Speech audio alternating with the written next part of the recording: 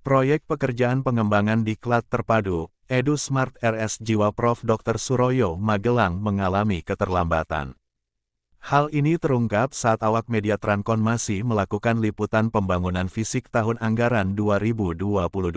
Proyek yang dimenangkan oleh PT Logos Construction dengan nilai penawaran sekitar 16,5 M rupiah dari nilai pagu 19,87 M rupiah bakal menuai polemik. Pasalnya dengan adanya keterlambatan disinyalir akan berakibat menimbulkan kerugian keuangan negara. Yang seharusnya keterlambatan proyek tersebut tidak akan terjadi apabila PPK sebagai pengendali proyek melakukan antisipasi dini dengan melakukan peneguran ketika baik personal inti dalam hal ini tim ahli, SKSKT, atau penanggung jawab tidak hadir. Atau memang tidak ada sejak awal. Atau hanya hadir pada saat klarifikasi lelang.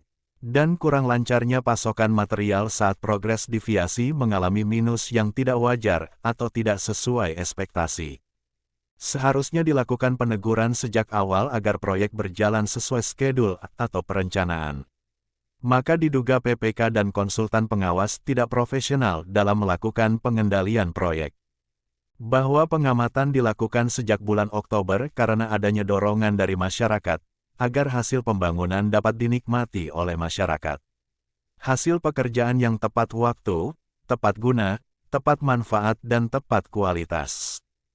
Dengan keterlambatan pada proyek pekerjaan pengembangan diklat terpadu, EduSmart perlu dipertanyakan kinerja dari PAKPA, PPKOM, konsultan pengawas dan konsultan perencana sebagai penanggung jawab Jaskon. Dan dapat diduga tidak menjalankan fungsinya bahkan diduga terkesan melakukan pembiaran adanya keterlambatan dalam pekerjaan pengembangan diklat terpadu, EduSmart RS Jiwa Prof. Dr. Suroyo Magelang. Maka proyek tersebut di atas diduga melanggar asas-asas umum pemerintahan yang baik AUPB yang dapat diterapkan dalam pelaksanaan pelayanan publik antara lain asas kepastian hukum, asas kemanfaatan, asas ketidakberpihakan, asas kecermatan, asas tidak menyalahgunakan kewenangan, asas keterbukaan, asas kepentingan umum, dan asas pelayanan yang baik. Dan asas-asas pengadaan atau prinsip-prinsip dasar pengadaan barang atau jasa diantaranya adalah efisien, efektif, terbuka dan bersaing, transparan, adil atau tidak diskriminatif, dan akuntabel, yang bertujuan mendorong praktek pengadaan barang atau jasa yang baik dan menekan kebocoran anggaran, clean governance dan good governance. Karena keterlambatan bukan disebabkan peristiwa force majeure atau bencana, melainkan dugaan kesalahan dari penyedia jasa, kekurangan modal dan pasokan material.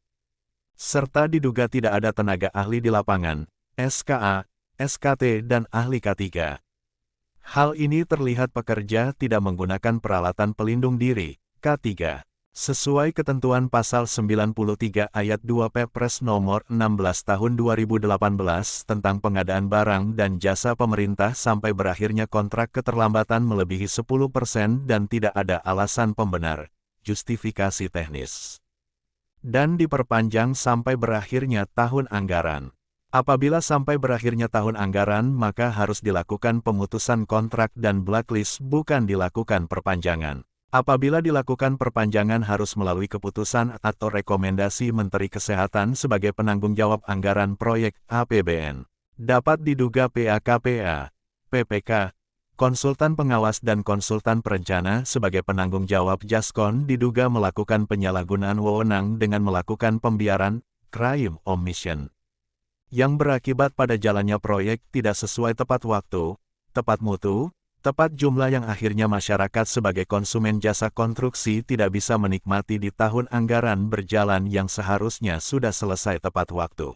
Hingga berita ini turun Direktur Utama RS Jiwa Prof. Dr. Suroyo belum memberikan jawaban permohonan audensi, klarifikasi dan konfirmasi yang dilayangkan melalui Humas, via aplikasi WhatsApp.